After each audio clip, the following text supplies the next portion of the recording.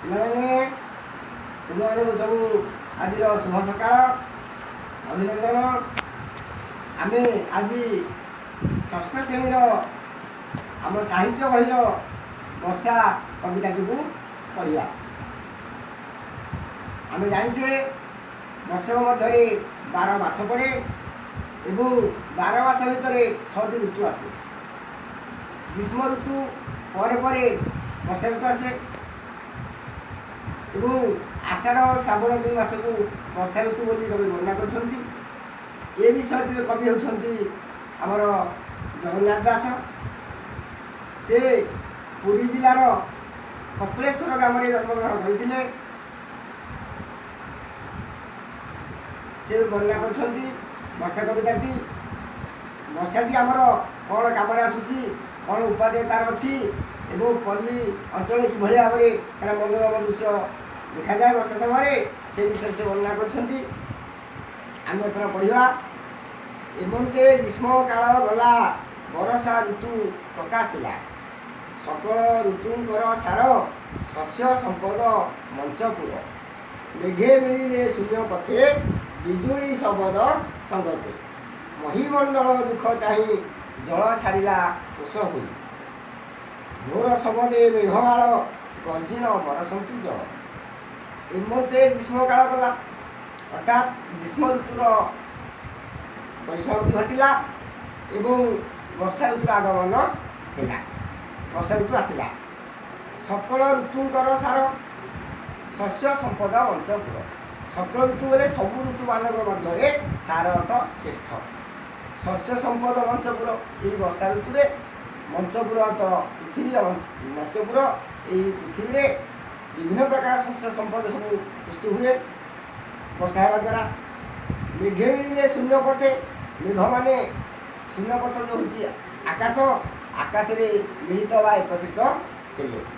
ବିଜୁଳି ଶବଦ ସଙ୍ଗତେ, କେମିତି ନା ବର୍ଷା ସହିତ ବିଜୁଳି ଆଉ ଶବ୍ଦ କରି ବଜ୍ର ଘଡ଼ଘଡ଼ି ଶବ୍ଦ ସହିତ ବିଜୁଳି ସହିତ ସେ ଆକାଶରେ ମିଳିତ ହେଲେ। ମହିମଣ୍ଡଳ ଦୁଃଖ ଚାହିଁ, ଜଳ ଛାଡ଼ିଲା ତୋଷ ହୋଇ। ମହିମଣ୍ଡଳ ଦୁଃଖ, ପୃଥିବୀ ଏହା ପୂର୍ବରୁ ଗ୍ରୀଷ୍ମ ତାପରେ ଉତ୍ତପ୍ତ ହୋଇ ଦୁଃଖୀ ହୋଇକି ଥିଲା ଏବଂ ତାର ସେ ଦୁଃଖକୁ ଦେଖି ବର୍ଷା ଋତୁ କ'ଣ କଲା ନା ଜଳ ଛାଡ଼ିଲା ତୋଷ ଚିତେ। ସନ୍ତୋଷ ମନରେ ସେ ଜଳବୃଷ୍ଟି କଲା ପୃଥିବୀ ଉପରେ। ଘୋର ଶବଦେ ମେଘମାଳ, ଗର୍ଜିନ ବରସନ୍ତି ଜଳ। ବର୍ଷା କେମିତି ହେଲା ନା ଘୋର ଶବ୍ଦ କରି, ବହୁ ଶବ୍ଦରେ କରି, ଗର୍ଜନ କରି ମେଘମାଳ ସବୁ ବର୍ଷା କଲେ ପୃଥିବୀ ଉପରେ। ପ୍ରାଣୀ ଜୀବନ ଜଳ ରାଶି, କରୁଣା ଚିତ୍ତରେ ବରସି। ପୃଥିବୀ ରବି ତେଜ ଗ୍ରାସେ, ତାପିତ ଥିଲା ଅଷ୍ଟମାସେ। ଜଳ ପାଇଲା ତୋଷ ଚିତେ, ତପସ୍ୱୀ ଜନଙ୍କର ମତେ। ତପସ୍ୟା ଫଳ ଯେହ୍ନେ ପାଇ, ଭୁଞ୍ଜନ୍ତି ଅତି ସୁଖୀ ହୋଇ। ପ୍ରାଣୀ ଜୀବନ ଜଳ ରାଶି, ପ୍ରାଣୀର ଜୀବନ ହେଉଛି ଜଳ। ଜଳ ବ୍ୟତିରେକ କୌଣସି ପ୍ରାଣୀ ବଞ୍ଚିପାରିବ ନାହିଁ। କରୁଣା ଚିତ୍ତରେ ବରସି, କରୁଣା ଅର୍ଥ ଦୟା ପରବଶ ହୋଇ କରୁଣା ଚିତ୍ତରେ ମେଘ ବର୍ଷା କଲେ।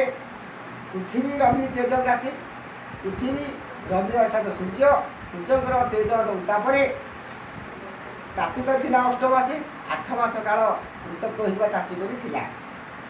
ଜଳ ପାଇଲା ତୋଷ ଚିତେ, ଯେତେବେଳେ ବର୍ଷା ହେଲା ସେ ସନ୍ତୋଷ ଚିତ୍ତରେ ସେ ଜଳକୁ ଗ୍ରହଣ କଲା, ଜଳ ପାଇଲା। ତପସ୍ୱୀ ଜନଙ୍କର ମତେ, ତପସ୍ୱୀ ମାନେ ଯେଭଳିଆ ତପସ୍ୟା କରିବା ସମୟରେ ତାଙ୍କର ସିଦ୍ଧି ଲାଭ ହୁଏ, ସେମାନେ ଫଳପ୍ରାପ୍ତ ହୁଅନ୍ତି। ତପସ୍ୟା ଫଳ ଯେହ୍ନେ ପାଇ, ଭୁଞ୍ଜନ୍ତି ଅତି ସୁଖୀ ହୋଇ। ତପସ୍ୱୀମାନେ ତପସ୍ୟାର ଫଳ ଲାଭ କଲା ପରେ ଯେଭଳି ଭାବରେ ଅତି ସୁଖୀ ହୋଇ ତାକୁ ସେ ଗ୍ରହଣ କରନ୍ତି, ଠିକ୍ ସେହିଭଳି ପୂର୍ବ ତାପରେ କଷ୍ଟ ପାଇଥିବା ପୃଥିବୀ ଜଳ ସ୍ପର୍ଶ କରି, ଜଳ ଲାଭ କରି ସେ ଅତି ଆନନ୍ଦିତ ହୋଇ ତାକୁ ସେ ଭୋଗ କଲା।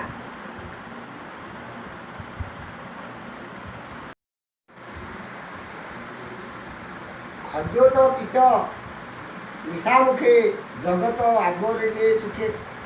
ଖଦ୍ୟୋତ ହେଉଛି ଝୁଳୁଝୁଳିଆ ପୋକ, ନିଶାମୁଖେ ସନ୍ଧ୍ୟା ସମୟରେ, ଜଗତ ସଂସାରରେ ବା ପୃଥିବୀ ପୃଷ୍ଠରେ ଆବରିଲେ ସୁଖେ ଅତି ଆନନ୍ଦରେ ଭରି ବୁଲିଲେ। ମଣ୍ଡୁକେ ମେଘ ନାଦ ଶୁଣି, ଗର୍ଜନ୍ତି ଆବରିଣ ପାଣି। ମଣ୍ଡୁକ ଅର୍ଥ ମେଘମାନେ, ଏ ମେଘର ଶବ୍ଦ ଶୁଣି ପାଣି ମଧ୍ୟରେ ରହି ସେମାନେ ଗର୍ଜନ ବା ନାମ କରିବାକୁ ଲାଗିଲେ। ଅଳପ ନଦୀରେ ପୁରିଲେ ଛୋଟ ଛୋଟ ନଦୀ ଗୁଡ଼ିକ ପୋଖରୀ ଗୁଡ଼ିକ ପୂର୍ଣ୍ଣ ହୋଇଗଲେ ଏବଂ ଲହରୀ ମୋତେ ଉଛୁଳିଲେ ଲହରୀ ପରି ସେ ଉଛୁଳିକି ବାହାରକୁ ବାହାରି ଚାଲିଲେ। ନାନା ପ୍ରକାର ଶସ୍ୟ ରାଶି ଏଣେ ପୂରିତ ବହିଦିଶି ବର୍ଷା ଦ୍ୱାରା ବିଭିନ୍ନ ପ୍ରକାର ଶସ୍ୟ ସାମଗ୍ରୀ ପୃଥିବୀ ପରିପୂର୍ଣ୍ଣ ହେଲା ଏବଂ ମହି ଅର୍ଥ ପୃଥିବୀ ସୁନ୍ଦର ଦେଖାଗଲା। ଛତୁ ଯେ ଛତ୍ର ପ୍ରାୟ ହୋଇ ରାଜାର ପ୍ରାୟ ଦିଶେ ମହି। ଛତୁ ବର୍ତ୍ତମାନ ଛତ୍ର ପରି ରହିଛି ତାପରେ ନା ପୃଥିବୀ ଉପରେ। ତେଣୁ କବି ଛତୁକୁ ଛତ୍ର ବା ଛତା ଏବଂ ପୃଥିବୀକୁ ରାଜା ବୋଲି ବର୍ଣ୍ଣନା କରିଛନ୍ତି। ମୟୂରେ ଗିରି ଶିଖେ ଥାଇ ମୟୂରମାନେ ଗିରିଅତ ପର୍ବତର ଶୀର୍ଷ ଭାବରେ ଶିଖର ଭାବରେ ଥାଇ ନୃତ୍ୟ କରନ୍ତି। ମେଘକୁ ଚାହିଁକରି ସେ ଅତି ଆନନ୍ଦ ନାଚ କରନ୍ତି।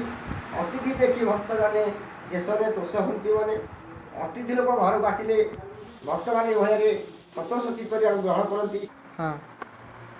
ଠିକ୍ ସେହିପରି ଭାବରେ ଏହି ଜଳ ବର୍ଷା ଲାଭ କରି ପୃଥିବୀ ସନ୍ତୁଷ୍ଟ ଲାଭ କଲା। ଯେଭଳି ଭାବରେ ଭକ୍ତମାନେ ଅତିଥିଙ୍କୁ ପାଇ ଆନନ୍ଦ ଲାଭ କରନ୍ତି, ଖୁସି ଲାଭ କରନ୍ତି, ଠିକ୍ ସେହିଭଳି ଭାବରେ ଜଳ ସ୍ପର୍ଶ ପାଇ ବର୍ଷା ପାଇ ଗ୍ରହଣ କରି ପୃଥିବୀ ତୋଷ ବା ସନ୍ତୁଷ୍ଟ ଲାଭ କଲା ଏବଂ ଆନନ୍ଦ ବା ଖୁସି ଅନୁଭବ କଲା। ଆଚ୍ଛା ପିଲାମାନେ, ଆଜି ପାଇଁ ଆମର ବିଷୟଟା ଆମର ପଢ଼ିଲେ। ୟା ପରବର୍ତ୍ତୀ ପିରିୟଡ଼ରେ ଆମେ ତାର ଅଭ୍ୟାସ ପାଠ ଗୁଡ଼ିକ କରିବା।